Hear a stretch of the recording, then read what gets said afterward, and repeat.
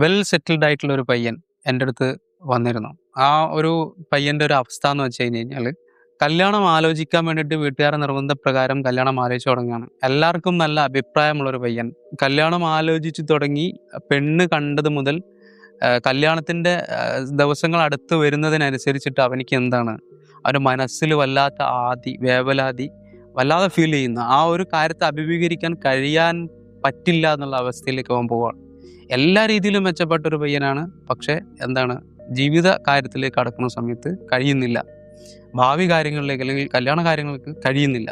അതെന്താ പ്രശ്നം എന്ന് വെച്ച് കഴിഞ്ഞാൽ സംഭവിച്ചത് ഇതാണ്. ഇവൻ മാസ്റ്റർ വേർഷനിലെ അഡിക്ഷനാണ്. അതേപോലെ തന്നെ പോൺ കാണുന്നതിലും വളരെ നല്ല രീതിയിൽ കണ്ടുകൊണ്ടിരിക്കുന്ന ആളാണ്.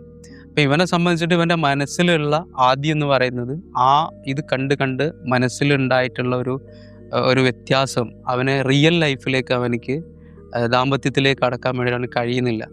ആ ഒരു ബേജാറ് കാര്യം വന്നുകൊണ്ടിരിക്കുന്നത് ഇത് കണ്ടിട്ടുള്ള ഇതിലെ ദൃശ്യങ്ങളും അതുപോലെ ചെയ്യേണ്ടി വരുമെന്നുള്ള കാര്യങ്ങളും എന്തൊക്കെയോ കരുതി വെച്ചിരിക്കുകയാണ്.